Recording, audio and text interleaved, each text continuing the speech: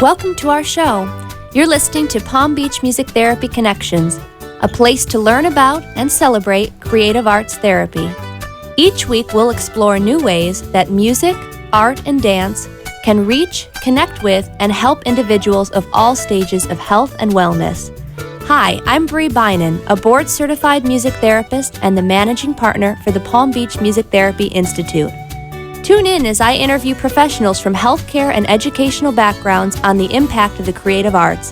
If you prefer to watch our live video stream, simply visit www.pbmti.com.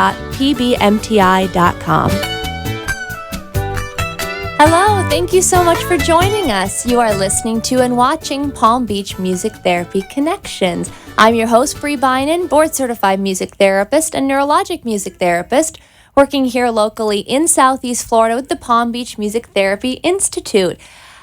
We love to take the opportunity on this show each week to not only shine a light on, educate the community about creative therapies that are going on, creative approaches to healthcare and to education, but today we are going to be very focused specifically on music therapy in this beautiful sunny state of Florida, because we are in Florida Music Therapy Week, which is so exciting that we even have a week. And we have a week that is leading up to our Music Therapy Hill Day at the Capitol at Tallahassee, which is going to be next Tuesday, February 2nd.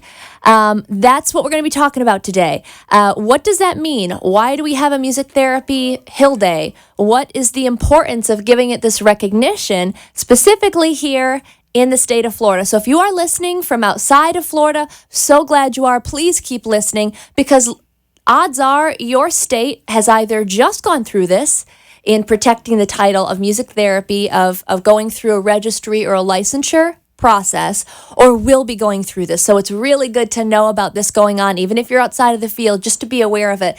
Because again, these are issues that when they go to the capital of our state, they are representing the entire population. They're representing everyone in that state. So it's a good thing to be aware of. This episode is in no way just for music therapists. It's for everyone to learn about why this is so important and to celebrate Florida Music Therapy Week together. So again, thank you so much for tuning in. I hope that you are home safe wherever you are, especially if you are local in Southeast Florida. Today has been wild. It's just tornadoes and rain and winds and all sorts of craziness. So I hope that you're home safe, maybe snuggled up under a blanket, listening or watching along today. And thank you again.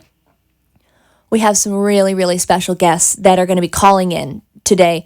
Our first guest is going to be calling in from Tallahassee, our own Florida State Senator, Jeff Clemons, who is our sponsor for our music therapy registry bill. So he's going to be calling in, talking to us a little bit about the bill and the process and why it's so important, but also about his personal connections to music and his life as a musician, and even going to talk about some gigs that his band plays up in Tallahassee and also down here when he's outside of legislative season, living here locally in Lake Worth. So stick around for that. I know he would love to hear from everyone and get connected, especially those that are living in our area, his constituents. So listen for that. After we talk to Senator Clemons, we're going to be talking to Sharon and Lori, who are the co-chairs of the Florida Music Therapy Government Task Force, which is a big, long way of saying a special a group of individuals who are really fighting for this registry bill. This is our second year going through the process. Last year we were looking for licensure. This year we're going through the process again, rephrasing the bill to registry, and we're going to talk about what that difference is and what the importance of that is. So really excited to hear from all of them. Before we get to our guests, I want to read you some insights specific mostly to music therapy in the state of Florida. So if this is your first time listening or watching, or you haven't tuned in to hear about music therapy before, this is the show to watch. This is going to sum it all up. So I'm going to talk to you about 10 insights about music therapy in the state of Florida. These facts were compiled in 2014, so odds are they're a little outdated, but will give you an idea of what's going on, what the presence of music therapy is in the state of Florida. So when this survey was taken, at the time there were 252 board-certified music therapists in the state of Florida. I imagine that there definitely are more by now, I would assume, but at this time it was 252 board-certified music therapists throughout the state. 73% of those music therapists had started in the last 10 years, had started their career. So that gives you an idea of the age, of the place in life where these therapists are working. A lot of younger, not all, but a lot younger in their 20s, 30s. So 73% of those 252 music therapists started their career in the last 10 years. At that time, it had been reported that music therapy was present in 445 different facilities. And this includes a wide range. If you are a fan of the show, you listen and you know we talk to music therapists that work all over the place. Our practice works in many various settings, hospitals, senior living facilities, adult daycares, preschools, schools, charter schools, community programs, addiction recovery centers, different community programs specific to Parkinson's, individuals with Parkinson's, individuals with dementia and Alzheimer's. So it's a wide range spanning individuals and their families and their loved ones from birth to death, really, in hospice care centers as well. And everything in between, all abilities, all stages of illness, all stages of wellness. There's no one and no situation that music is not able to play an important role in that journey to health, that journey in wellness, connecting with loved ones, looking inside ourselves. So we're working with a varied population. Another stat, again, from this survey showed that 37 out of 67 counties in the state of Florida had music therapists. So that's 55% of the state. The counties that had the most music therapists were Leon, Orange, and our three local counties, Broward, Miami-Dade, and Palm Beach. Out of the entire state, Broward, Miami-Dade, and Palm Beach made up 3 of the 5 counties with the biggest numbers, reported numbers for board-certified music therapists. And that's why I'm so lucky in this area to be able to draw on so many incredible professionals to talk about the work they do, because there's so many of us in this area. We're rich with it. We're rich with the talent, with the intellect and the research and everything that goes behind being a successful music therapist. We're so lucky to be in this area and to have all those colleagues and coworkers and friends to pull ideas from, to learn from, and to be inspired by. Talking a lot about this registry bill today, and here's why. The National Commission for Certifying Agencies, so national, accredited the MTBC, the Music Therapy Board Certified Credentials, that was accredited in 1986. So it's been nationally accredited since 1986, literally my entire lifetime. Yet we do not have the distinction in our state to protect the title of music therapy. So you can see why that's so important. Nationally, we've been accredited for the last 30 years. But we're really working on that state recognition. That's what today is all about. At this time, there were 73 universities throughout the country that have either bachelor's, master's level, master's equivalency, PhD, or postdoc levels of education specifically for music therapy in the country. 73, so that's huge. 3 in Florida, FSU, Florida State University, University of Miami, and the Florida Gulf Coast University is a brand new program over in Naples. So if you live over in that side of the state, check them out, support them, reach out to them. They're getting started, and just really excited about the potential of adding another school to this state. Some states don't have schools, so for us to have 3 is really, really great.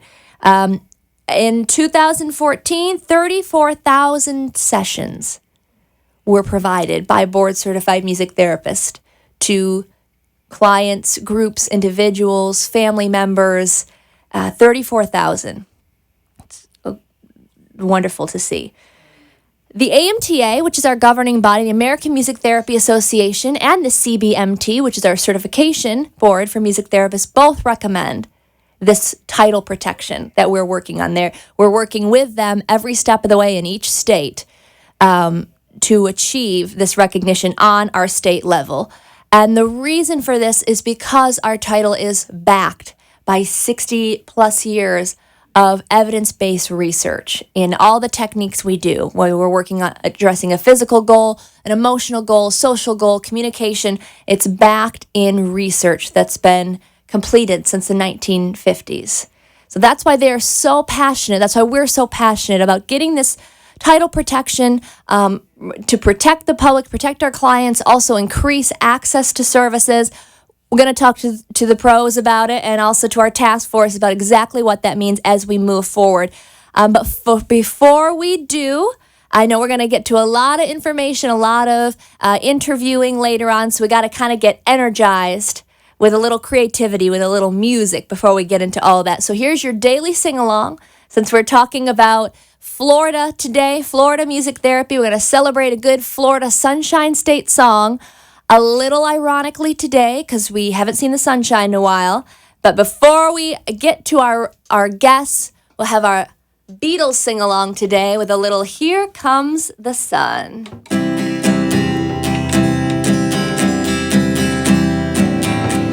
Little darling, it's been a long, cold, lonely winter. Little darling, it seems like years since it's been here. Here comes the sun, doo-doo-doo-doo. Here comes the sun, and I said, it's alright. Little darling, I feel that ice is slowly melting.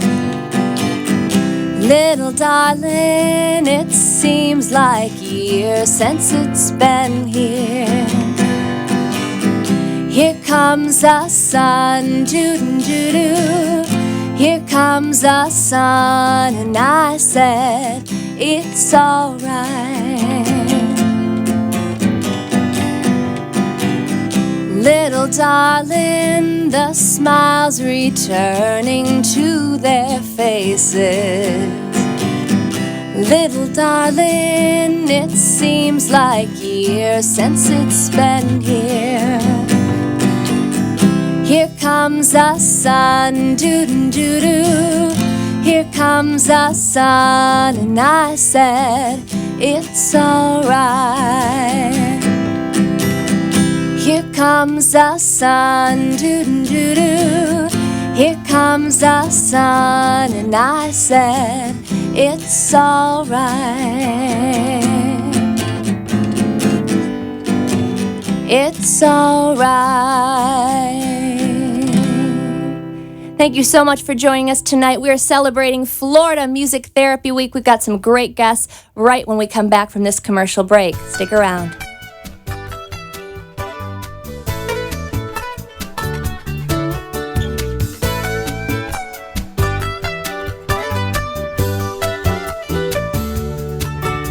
The Palm Beach Music Therapy Institute is a professional music therapy practice serving medical, community, and educational settings throughout Southeast Florida. With our experienced team of 11 board-certified music therapists, we use music and research-based therapeutic interventions to help individuals of all ages and abilities reach their goals and increase their quality of life. For more information on our services and programs, please visit our website at pbmti.com. Engage with us on Facebook, Twitter, or Instagram, or call us at 561-747-9944. Mom's fall was a wake-up call. We knew she needed help, but we also knew she'd never leave her home. With jobs and kids, we can't always be there. We weren't sure who to trust to help around the house and make sure she takes her medications. We did our research and found our answer. Bright Star Care. Their home care teams are led by registered nurses, with help available 24/7. Thanks to Bright Star Care, Mom can stay where she wants to be, at home. For a standard of care that raises the bar, call 844 for Bright Star. You are listening to Palm Beach Music Therapy Connections. If you'd like to join the conversation, the toll-free number is 888-565-1470. Now back to the show. Thank you so much for joining us tonight. You're listening to and watching Palm Beach Music Therapy Connections. We're celebrating Florida Music Therapy Week, which is a wonderful time to celebrate the music therapy that's happening in our area, celebrate board-certified music therapists, and it's all leading up to our Music Therapy Hill Day, which is next Tuesday at Tallahassee on February 2nd. I am so excited and honored to welcome our next guest, Florida State Senator, Senator Jeff Clemons. Are you here, Senator? Hi, Bree. How you doing? I'm doing well. How are you? I just experienced a 3-hour hearing on the death penalty, so I'm recovering a little bit. Oh, dear. Oh, boy. That's... I don't want to bring anybody down. Yeah, well, you know what? Hopefully this will brighten your day a little bit, your evening. Absolutely. Yes, well, I know I saw on social media today lots of exciting things going on. Maybe not your last session so much, but with Senior Day, our friends at Partnership for Aging and the Aging Disability and Resource Center and our Alzheimer's Association were up there meeting with you. So thanks for taking the time to support those causes and efforts as well. Oh, absolutely. It's nice to see folks come up from Palm Beach County. It's like a little slice of home. It's a little strange up here sometimes in North Florida, so it's good to see people. Absolutely. Well, I know we look forward to the trip every year. It is a haul, but it's nice.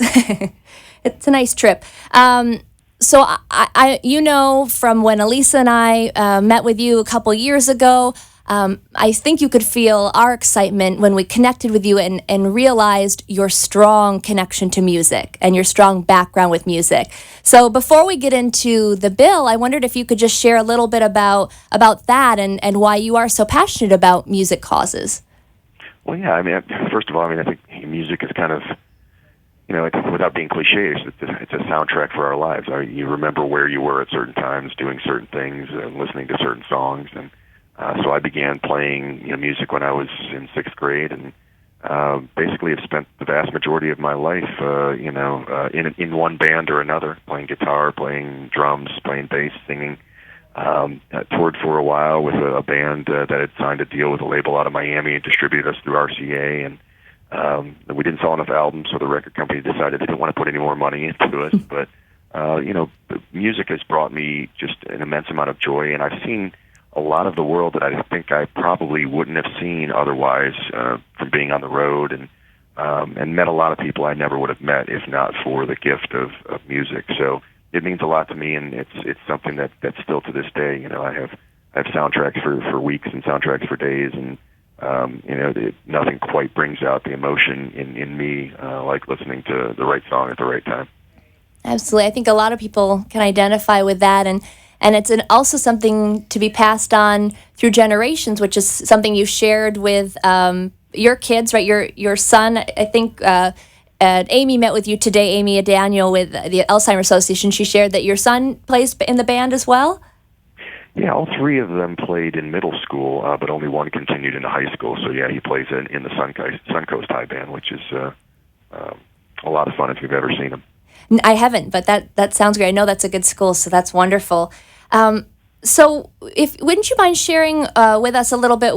Obviously, having that special connection to music makes sense that you would be open to hearing us talk about our music therapy bill, but what was it that made you decide to sponsor this bill and back it so wholeheartedly?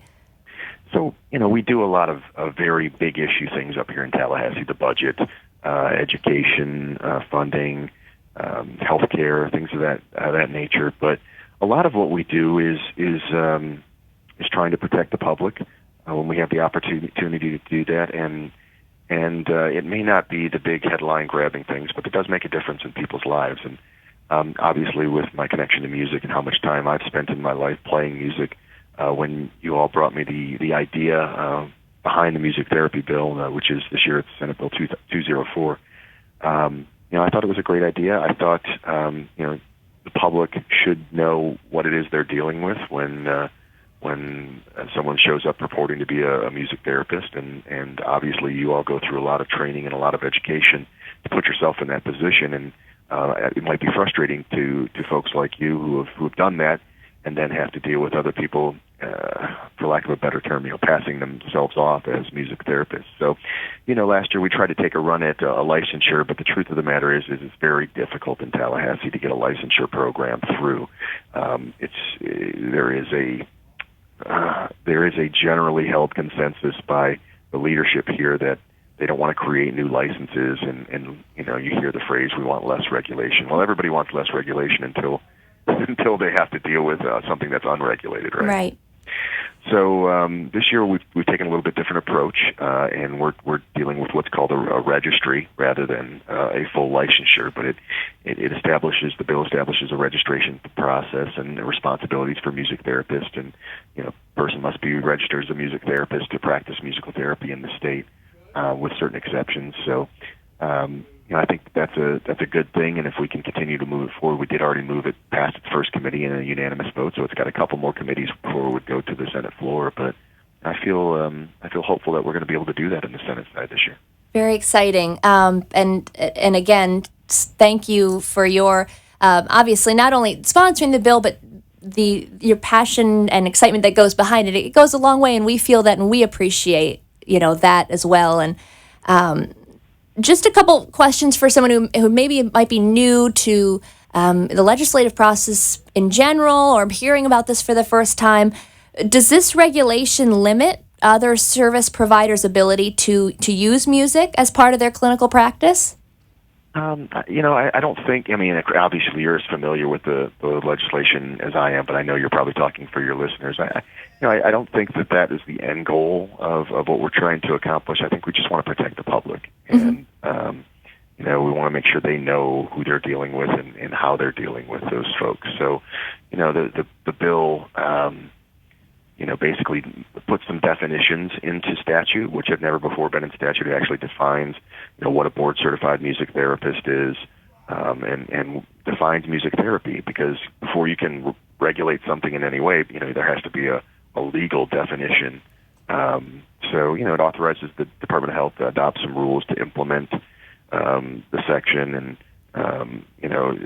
it allows a music therapist to be able to collaborate with clients, the client's family members, develop plans for determining when music therapy services are needed and when they're no longer needed, conduct music therapy assessments, things of that nature that I know you all do on a regular basis, but that this is actually putting it in statute so that consumers can expect some sort of standard.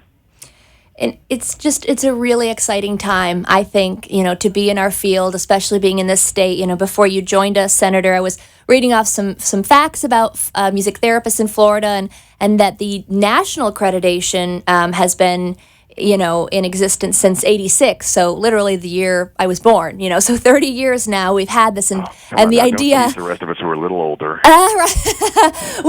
But the idea that 30 years later we'll get to see it, be recognized in our state, hopefully, is just really wonderful. So I know a big concern, obviously for many consumers and clients and potential patients, family members. Or just community members, what would be the financial effects of this bill? I think they're relatively de minimis, and I think that's something that people are obviously concerned of. So the bill, like as I mentioned, authorizes the Department of Health to implement rules, but the fees can't exceed $50. So I think that's reasonable. It's not something that would break the bank or keep folks from wanting to go through the process. But the process of keeping a registration does have a cost, so we want to make sure that we're covering those costs as well. But that way the cost isn't borne by the average taxpayer. And so I think that's a reasonable fee. I think it's a solid approach to dealing with the issue. And again, I'm very hopeful. We need to, for anybody who's out there listening, you should certainly contact your local legislator and have them inquire, because we do need to get the bill moving in the House. I think we're going to have some luck over here on the Senate side with the new registry plan, and we just need to make sure they're moving it forward on the House side as well. So if someone is listening that isn't familiar with the process, I mean, how would someone Right. go about reaching out to their legislators? Sure. So let me take a step back first. Most people don't probably realize this, but the Florida legislature is a part-time legislature by our Constitution. It only meets for a short part of the year, and we're paid only $29,000 a year. So nobody gets into this to get rich. We get in it because we want to do well for our communities. And a bill that moves through the process has to pass both the Senate and the House in exactly the same form, and then be signed by the governor. So the reason I mentioned contacting House members in that it has to move in the House is it does have to move through both sections. So it's very easy. You would get online and go to flsenate.gov, or myfloridahouse.gov or .com, and you can, on both those websites, you can find out who your state senator is, who your state representative is. And on the Senate side, the bill is 204. I don't remember off the top of my head what the House bill number is. Maybe you know. I do, and because I'm on the spot, totally forgot, but I will ask Sharon and Lori when they come on. Yeah, it's not a problem. Honestly, there are good 1,500 bills filed every year, and only a couple hundred have been passed. So, and that's not because they're bad. It's just simply a matter of time, and sometimes it just takes a few years to move a bill through the process, because we are a part-time legislature and only up here part of the time. So, one thing I just want to say to folks who may be listening is not to get frustrated. It's easy to do that when something doesn't happen right away, but it's not unusual for this process to take some time, and everybody works through the issues that they have. So that's what we're doing, and through your help and those who are part of your group, I think we're going to have some success. That's great. And, I just want to say as a side to this is, my third year going up to Tallahassee, never have been involved in anything like this before. And I know that you all say, well, yes, we want to hear from, our constituents and members of our community, hear what the issues are. But if you've never done that, it is a little intimidating. So I just want to encourage anyone, if you're thinking about getting involved, to please do so, because you are not just saying this, Senator Clemons. You've been so welcoming and positive from day one. So thank you for making this process really not intimidating, not scary, but something that's a really positive thing that can make a good change for our community.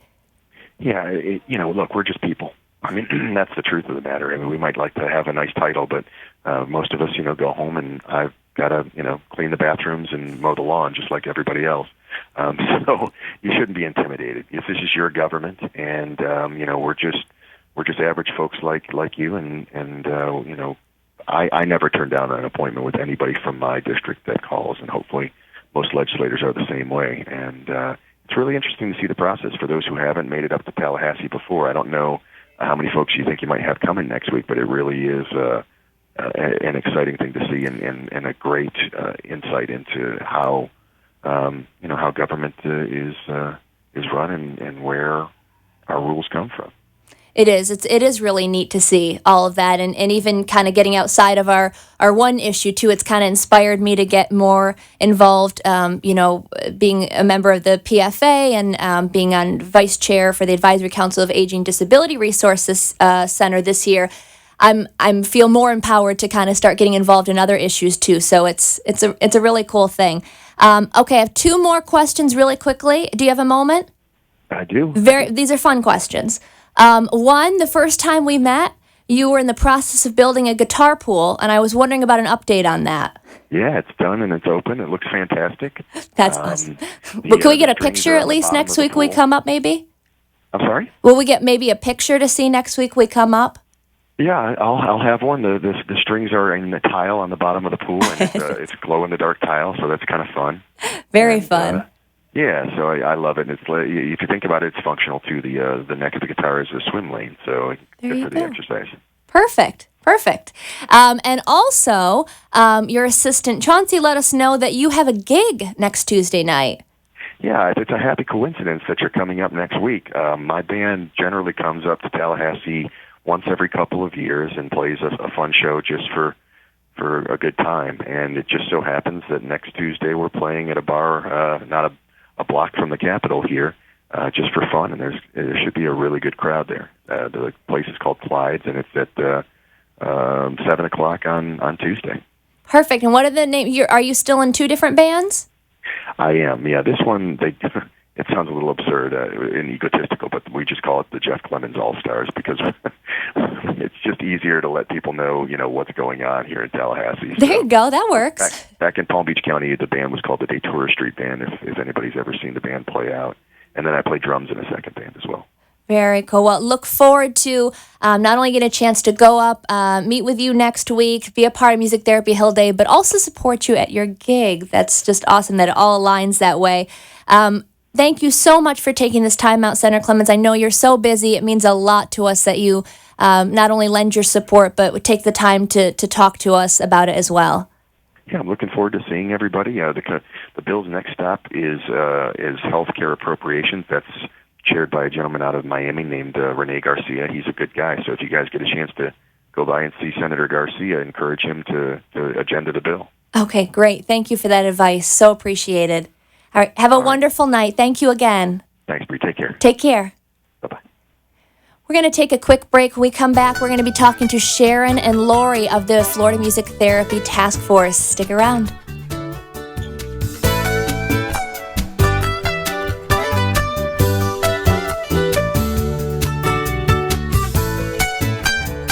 The Palm Beach Music Therapy Institute is a professional music therapy practice serving medical, community, and educational settings throughout Southeast Florida.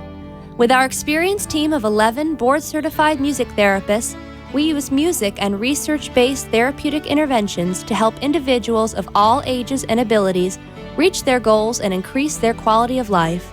For more information on our services and programs, please visit our website at pbmti.com. Engage with us on Facebook, Twitter, or Instagram, or call us at 561-747-9944. Mom's fall was a wake-up call. We knew she needed help, but we also knew she'd never leave her home. With jobs and kids, we can't always be there. We weren't sure who to trust to help around the house and make sure she takes her medications. We did our research and found our answer. Bright Star Care. Their home care teams are led by registered nurses, with help available 24/7. Thanks to Bright Star Care, Mom can stay where she wants to be, at home. For a standard of care that raises the bar, call 844 for Bright Star. You are listening to Palm Beach Music Therapy Connections. If you'd like to join the conversation, the toll-free number is 888-565-1470. Now back to the show.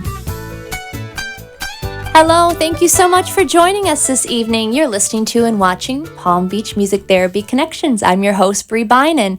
I hope you are not just joining us and you got a chance to listen to our last segment with Florida State Senator Jeff Clemens, locally from here in Lake Worth, working on our behalf up in Tallahassee at the Capitol, has lent his support. He's sponsoring our music therapy registry bill. We're so thankful for that. And that he took some time to call in and explain a little bit more about that to everyone.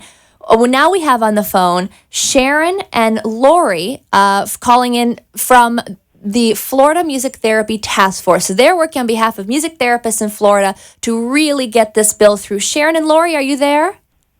Yes. Hi. Hi, thank you ladies so much for joining. Thank you. Thank you. I know this is tough because we're all kind of calling in from different places, but I'm going to try and when I ask questions, give a name so we don't talk over each other here. But I'm so appreciative for you both for taking the time to explain a little bit more about what this bill means, why we're fighting for it, why we're going to Tallahassee. So if you wouldn't mind just starting at the beginning, Sharon, if you want to start, why are music therapists seeking this state regulation, this registry? That's a key question. Thank you, Bree, for having us on as well this evening. We are seeking state regulation and specifically a registry because of two reasons primarily, which are to increase access to services and also for the protection of the public. I know Senator Clemens alluded to that in some of his responses, and we just briefly, and we'll get more into this, I think, especially in the following minutes, but the increased access is quite important because there are actually some instances in which access is limited, and I'll give you a couple of examples. There are some school districts that require state regulation to bring on any kind of therapist, including a music therapist, as an employee. So the school districts have that policy as a safeguard, which is really understandable. Sure. And so, but it does, in some instances, create, issues for access. So there are some children within public school districts that would greatly benefit from music therapy and have difficulty receiving those services. And then the other example of access issues is with the Medicaid. And so that is the program that's run by the states. And so there are now 5 managed care companies in Florida that service people relying on Medicaid within the state. And some of those companies do also require state regulation in order for people, practitioners specifically, to provide services through Florida Medicaid. And so those are the main issues for access. And then for the protection of the public, I think I will let Lori expound upon that. Are you there, Lori? No, protection is certainly our primary goal. Not just in terms of access, which Sharon mentioned, but also ensuring that the individuals that service patients and clients through music therapy have a good evidence-based knowledge foundation. They're using appropriate practices, and that the services that they provide are ethical, safe, and effective. And so ensuring that individuals have met the correct training and have the skill set to really provide high-quality, safe services is also another component of the access issue in terms of just really making sure that music therapists know what they're doing, have a good, solid foundation, and are maintaining current practices and standards in providing the best quality services. Perfect. Thank you, ladies, so much for kind of summing all that up. I know that's a big question. That's key, like you said, Sharon. You alluded a little to both of you to obviously you want your therapist to be practicing ethically and all of that, and be held responsible by a regulation. What is an example of harm that can occur through the misuse or misrepresentation of music therapy? Sharon, if you want to start. Sure.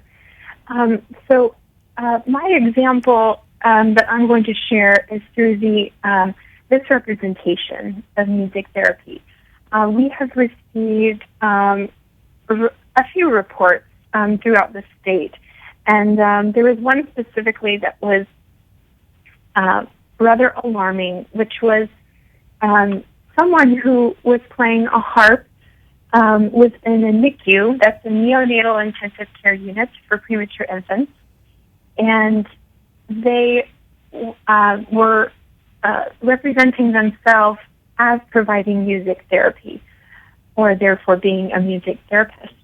And that's problematic within the NICU, primarily because of the musical elements that exist with the harp, and also the physiological state of the infants within the NICU.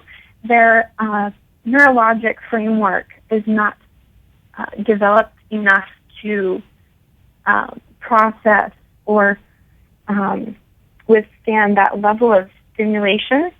And so it really is a significant potential for harm that can be caused in that way. And that is including, hearing loss if the musical stimulus is above the recommended decibel levels by the American Academy of Pediatrics, as well as neurologic dysregulation that can occur. So just on behalf of those listening and watching who may not be music therapists or have music therapists in their lives, educating them on this, that is something that we would have as part of our education to understand that what instruments would be appropriate for what population, correct? Absolutely. Okay. Lori, is there anything you would add to that example of misuse or misrepresentation? No, but I do want to highlight an example. I'm on the faculty at FSU, and I was talking with some students this week, as a matter of fact, about advocacy. And one of the students relayed a situation in which, during her work as a music therapist, she was in a situation in which music triggered hallucinations for a patient with a mental illness. And we were talking about how if she had not had the training to recognize the signs and symptoms of the hallucination and the fact that the music was triggering it, she would not have been able to safely interact and protect that patient. And so to me, that highlights, it's an example of appropriate training being effective, but also how someone who wasn't adequately trained could put both themselves or the patients at harm, even unintentionally. Absolutely, and that's an example that I often use to kind of related to that is the work that we do with a lot of veterans, specifically in my line of work, working with World War II veterans, and patriotic music is often the kind of a catch-all, I guess, that gets played or performed or shared in different settings, whether it's a senior living setting or adult daycare. And oftentimes we'll see, and I know, Sharon, you work with veterans and have experience with this as well, that it's not always bringing those feelings of positivity and pride. And what happens when it's triggering something else? It's triggering a negative memory or emotion or feeling. And we spent a lot of time talking to Shoshana Orjano with the West Palm Beach VA about that as well. So another example of harm that can occur if, again, we're using the music, it might bring something up. We may be the music therapists that have brought that into the group, but how do we handle that in that moment? Having that specific training is what I think really sets it apart. Absolutely. Yeah. In what way is access to music therapy services going to be hindered by this? Is that going to be affected at all by having this new bill?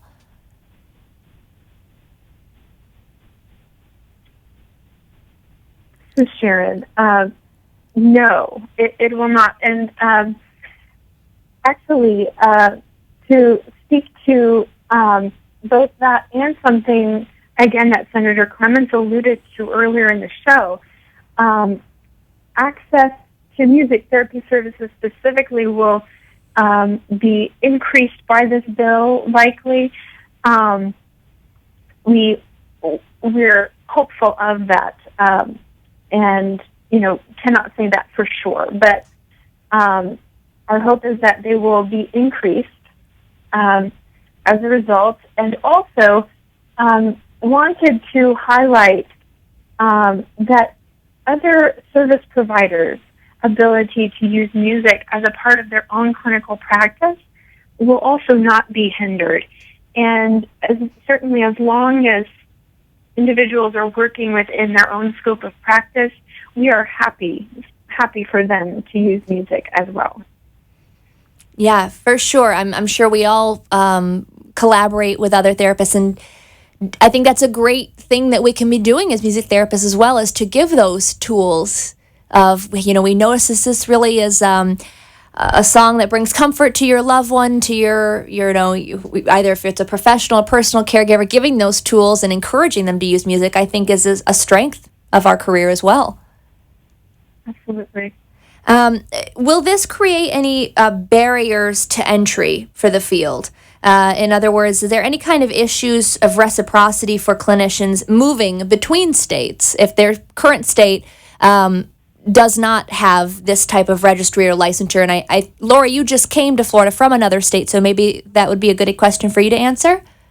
Sure, absolutely. Yeah, I moved here in August from Kentucky, so what we have in effect now in terms of music therapy are national standards, and this bill incorporates those national standards into the registry. So individuals who meet the national standards, which is completion of music therapy degree or equivalency, completion of the required clinical training, and successful passage of the board certification exam, will be qualified and will be ready to go in terms of getting registry in the state of Florida. So it allows easy access for individuals coming in and out of the state to practice music therapy if they meet those national standards that are already in place. Great. And I just have one more question I want to sneak in before we cut to a quick commercial break, but hang around because we're going to do a little call to action afterwards and help people who are maybe listening, learning about this for the first time, feel empowered to get involved in this. But Sharon, just one more question I want to ask you. If we already have those national requirements, like Lori mentioned, why is it so necessary to have this state regulation? That's an excellent question, and it's one that comes up often in our meetings with legislators, and one that we appreciate. And I would like to say at the outset that we are not looking to,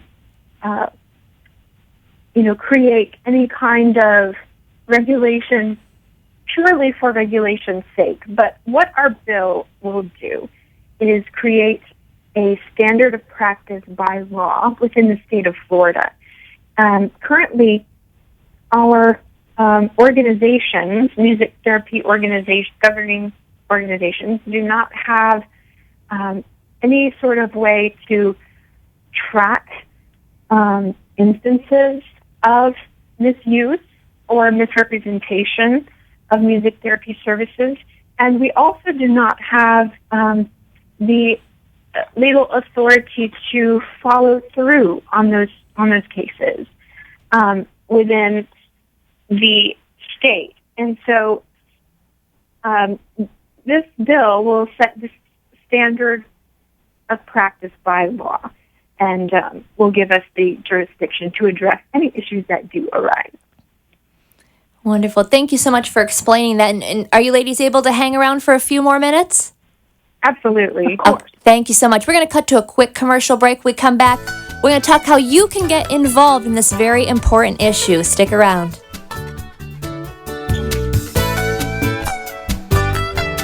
The Palm Beach Music Therapy Institute is a professional music therapy practice serving medical, community, and educational settings throughout Southeast Florida.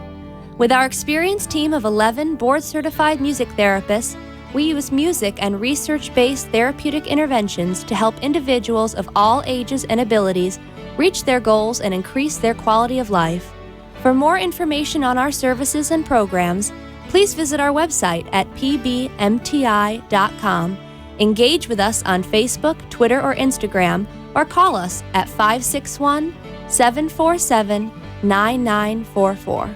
Mom's fall was a wake-up call. We knew she needed help, but we also knew she'd never leave her home. With jobs and kids, we can't always be there. We weren't sure who to trust to help around the house and make sure she takes her medications. We did our research and found our answer. Bright Star Care. Their home care teams are led by registered nurses, with help available 24/7. Thanks to Bright Star Care, Mom can stay where she wants to be, at home.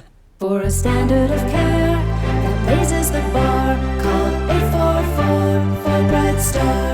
You are listening to Palm Beach Music Therapy Connections. If you'd like to join the conversation, the toll-free number is 888-565-1470. Now back to the show. Thank you so much for joining us tonight. You've been listening to and watching Palm Beach Music Therapy Connections. I'm your host, Bree Bynan. We're celebrating Florida Music Therapy Week, a week-long celebration of recognizing what board-certified music therapists are doing in the state of Florida, all leading up to our Music Therapy Hill Day next Tuesday, February 2nd. We started off this evening show talking to Florida State Senator Jeff Clemons, who's a sponsor of our bill, and now we are talking to Sharon and Lori of the Florida Music Therapy Task Force. They're going into detail to talk to us a little bit about why this bill is so important, why we're fighting for it, what it will do, what the benefits are. Thank you, ladies, both for being here tonight and to expand on that a little bit. Really appreciate it. Oh, it's a pleasure to be here. Thank you. So we just have a couple minutes left before the end of our show. So I want you both to have an opportunity to really let us know at home, especially if, we're the type of person, the type of professional or community member who cares and has a really great heart but isn't sure how to get involved, probably maybe isn't comfortable going to Tallahassee or calling someone on the phone. But how can we, at all different levels, get involved in this cause? Sharon, you want to start? Sure. Thank you. So I'll talk a bit about social media advocacy. And so what we're doing currently is our task force is on Facebook. We are also on Instagram and Twitter.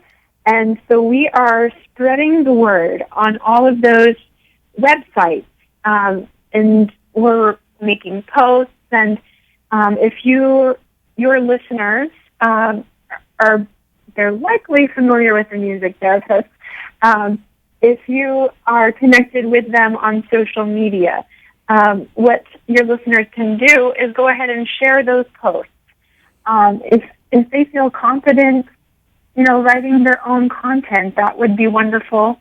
But we know that that's not for everyone. So we are all, as music therapists, doing our part to talk about what we do as sort of a day in the life of a music therapist. And so anytime anyone sees their friends or loved ones posting about that, please feel free to go ahead and share that, retweet it, and then the benefit of that information will reach a broader audience.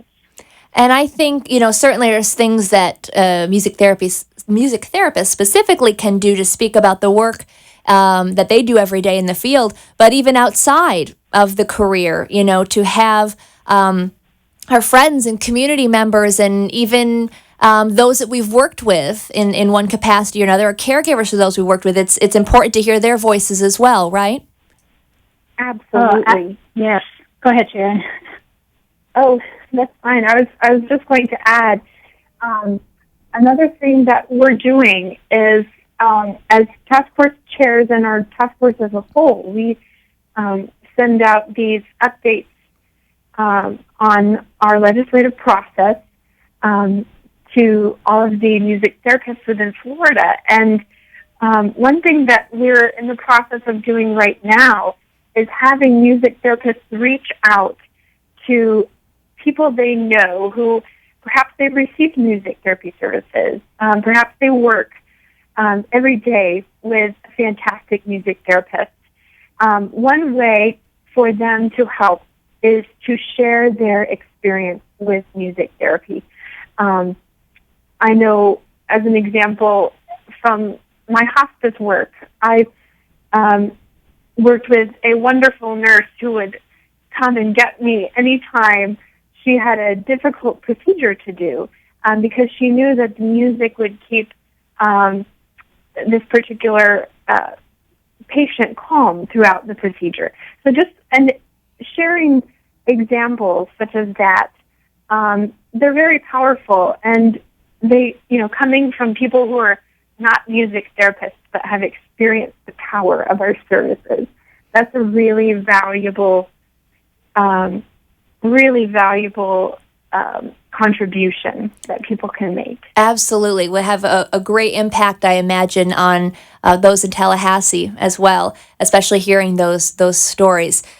Lori, we just have about 2 minutes left. I wonder if you just kind of wrap it all up for us and tell us about Hill Day and how we can get involved in that as music therapists, and just kind of give us a little info on that.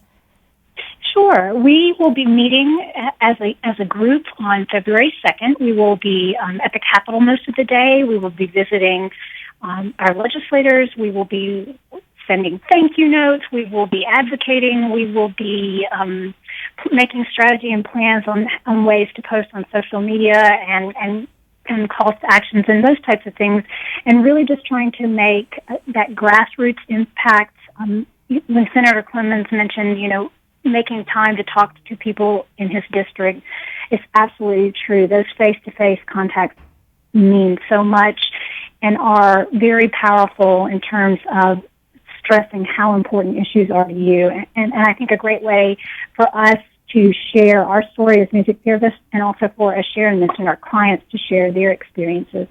So we're really looking forward to everyone coming on the 2nd. We've been sending out information via social media, and we'll continue to do that. And wonderful. Thank you, ladies. I look forward to seeing you then. Have a wonderful week. We'll see you at Hill Day. I'll talk to you all next week here on Palm Beach Music Therapy Connections. Have a wonderful night. Great. Thank you.